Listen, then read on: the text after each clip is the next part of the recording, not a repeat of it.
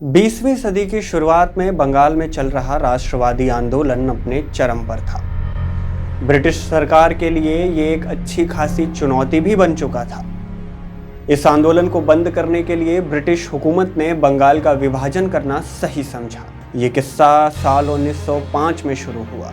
उन दिनों ब्रिटिश भारत के वायसराय और गवर्नर जनरल लॉर्ड कर्जन ने बंगाल के विभाजन का ऐलान किया।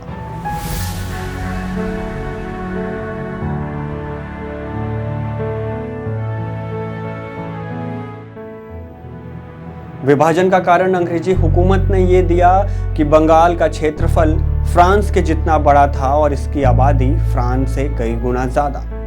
इतने बड़े सूबे पर ब्रिटिशों का प्रशासन को संभाले रखना एक बड़ी चुनौती साबित होते जा रही थी। यही कारण था कि बंगाल विभाजन का ऐलान किया गया, लेकिन बंगाली समुदाय को इसमें छिपी साजिश की गंध आ गई। बंगाल का पूर्वी हिस्सा मुस्लिम बाहुल था, जबकि पश्चिमी हिस्से में हिंदू समुदाय की आबादी ज्यादा थी। जल्द ही लोगों में चर्चा होने लगी कि अंग्रेजों की बांटो और राज करो वाली ये पुरानी चाल है, जिसके तहत हिंदू और मुस्लिमों को अलग कर दिया जाए। विरोध इस कदर बढ़ने लगा कि लोगों ने विदेशी सामानों की होलिका जलाना शुरू कर दिया। ब्रिटिश सरकार की डिवाइड एंड रूल की नीति पर गहरी चोट देने का सोचा। इसके लिए एक अनोखा रास्ता भी अख्तियार किया गया। इस रास्ते के प्रणेता थे रविंद्रनाथ टैगोर। टैगोर ने ऐलान किया कि बंटवारे के दिन यानी कि 16 अक्टूबर को राष्ट्रीय शोक दिवस होगा। बंगालियों के घर उस दिन खाना नहीं बनेगा। बंगाल के हिंदुओं और मुसलमानों के आपसी भाईचारे का संदेश देने के लिए टैगोर ने राखी का इस्तेमाल किया। रविंद्रनाथ टैगोर चाहते थे कि हिंदू और मुसलमान एक दूसरे को राखी बांधें और शपथ लें कि वे जीवन भर एक दूसरे की सुरक्षा ऐसे ही करेंगे और आपसी भाईचारे का रिश्ता ऐसे ही बनाए रखेंगे, फिर चाहे कोई भी इसे तोड़ने की कोशिश करे। 16 अक्टूबर को टैगोर ने गंगा में डुबकी के साथ अपने दिन की शुरुआत की। गंगा किनारे से उनकी अगुवाई में एक जुलूस निकला।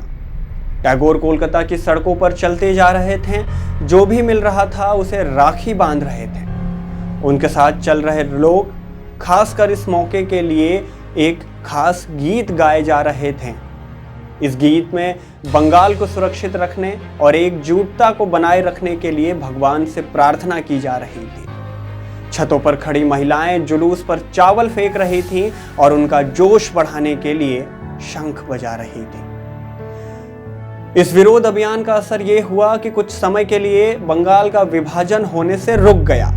सांप्रदायिक एकता और सद्भाव का ये माहौल बना और बढ़ता गया, जो आजादी के अंतिम सफर तक जारी रहा। इस प्रदर्शन का नतीजा ये हुआ कि साल 1911 में ब्रिटिश हुकूमत को बंगाल विभाजन का फैसला वापस लेना पड़ा। हालांकि साल 1912 में बंटवारा तो जरूर हुआ, लेकिन धर्म के आधार पर नहीं, भाषा के आधार पर। इस आंदोलन के दौरान एक बार फिर से भारतीयों ने अपनी एकता और अपनी नीतियों से यह दिखा दिया कि आजादी जल्द ही मिलने वाली।